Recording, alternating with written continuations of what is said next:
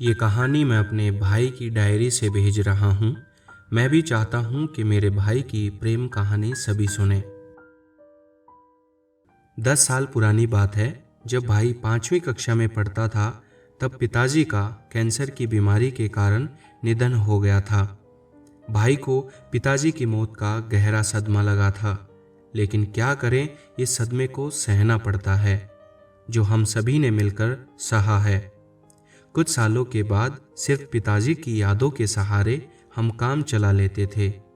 हमारी पढ़ाई का खर्चा चलाने के लिए माँ जी ने एक छोटी सी फैक्ट्री में काम करना शुरू कर दिया था। घर का खर्च चलाने के लिए भाई स्कूल के बाद एक किराने की दुकान पर काम करने जाते थे। ऐसा करीब 5-6 सालों तक चलता रहा। भाई अब 10वीं कक्षा में थे। भाई बहुत पढ़ाई करते थे। आज भी मुझे याद है, भाई ने 10वीं कक्षा में पूरे स्कूल में सबसे ज़्यादा अंक प्राप्त किए थे। 10वीं कक्षा के बाद भाई को बाहर पढ़ने जाना था।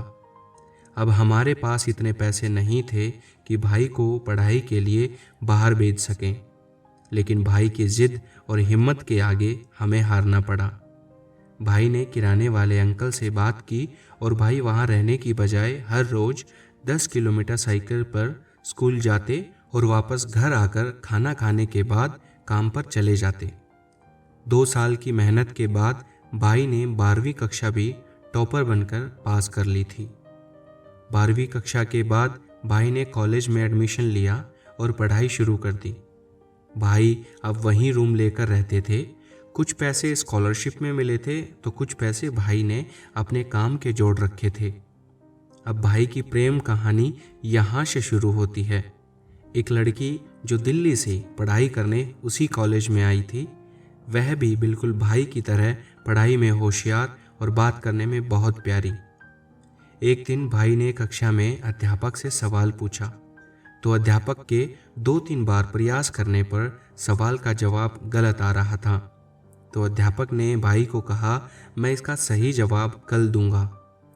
जैसे ही क्लास खत्म हुई तो वो लड़की भाई के पास आई और बोली, क्या मैं आपके सवाल का जवाब दे सकती हूँ? भाई एकदम से हैरान हो गए और बस एक छोटी सी हाँ में गर्दन हिलाई। लड़की ने पूरा सवाल समझा दिया और समझाकर चली गई, लेकिन भाई को कुछ समझ नहीं आया और थोड़ी देर बाद सोचता सोचता अपने रूम पर चला गया। अगले दिन अध्यापक ने भाई को सवाल का सही जवाब समझाया। फिर वही लड़की भाई के पास आई और कहने लगी, इसी तरीके से तो मैंने कल आपको समझाया था। भाई फिर से कुछ नहीं बोले और वहाँ से चले गए। जैसे भाई रूम पर पहुँचे, तभी भाई के पास एक कॉल आया और भाई ने जैसे ही फ़ोन उठाया तो एक लड़की ने हेलो कहा। भाई ने पूछा, आप कौन? लड़की ने जवाब दिया, मैं काव्या, वही लड़की जिसने आपको सवाल का सही जवाब दिया था। भाई ने पूछा, मेरा नंबर कहाँ से मिला? लड़की ने माफ़ी मांगते हुए कहा, मैंने आपके कॉलेज आईडी कार्ड से याद कर लिया था। ऐसा करते करते भाई की और उस लड़की की बात होने लगी थी। एक दिन अचानक रात को भाई के पास कॉल आया और काव्या कहने लगी, मुझे बहुत तेज बुखार है और घर पर कोई नहीं है, तो क्या आप कल घर आ सकते हैं? तो मुझे आज भी याद है वो दिन जब भाई सुबह 5 बजे उठकर तैयार हो रहे थे। तो माँ जी ने पूछा, बेटा इतनी जल्दी कहाँ जा रहे हो? तो भाई ने कहा, मैं आज कॉलेज के किसी ज़रूरी काम से यूनिवर्सिटी जा रहा हूँ। भाई जैसे ही उनके घर पहुँचे तो उनके घर पर सभी उनका इंतज़ार कर रहे थे। लड़की ने भाई की तरफ इशारा करते हुए कहा, पापा ये है वो लड़का। भाई बिल्कुल सहम गए थे। फिर भाई के साथ जो हुआ वो बिल्कुल ही अलग था। भाई को जब उसके पिताजी ने कहा कि मैं काव्या की शादी आपसे करना चाहता हूँ, तो भाई डर गए और सोचने लगे कि हम लोग इतने गरीब हैं और काव्या इतनी अमीर, तो ऐसा होना बिल्कुल भी संभव नहीं है। भाई ने हिम्मत करते हुए लड़की के पिताजी को बोल दिया कि अंकल, मैं तो काव्या को दवाई दिलवाने आया था, क्योंकि काव्या ने कल रात को फ़ोन किया था कि उनको बहुत तेज़ बुखार है और घर पर कोई नहीं है। और रही बात शादी की, हम बहुत गरीब हैं, मैं शायद काव्या को खुश नहीं रख पाऊँगा। तो अंकल ने भाई को कहा, बेटा, पैसा तो आनी जानी चीज़ है, सबसे बड़ी बात मेरी बेटी आपके साथ हमेशा खुश रहेगी। मैं जो भी कर रहा हूँ अपनी बेटी की खुशी के लिए कर रहा हूँ। आप अब घर जाओ और हम कल आपकी माँ जी से बात करेंगे। भाई वापस घर आ गए। उस दिन भाई बहुत खुश थे और थोड़ा दुखी भी, लेकिन भाई ने आते ही माँ जी को सब बता दिया।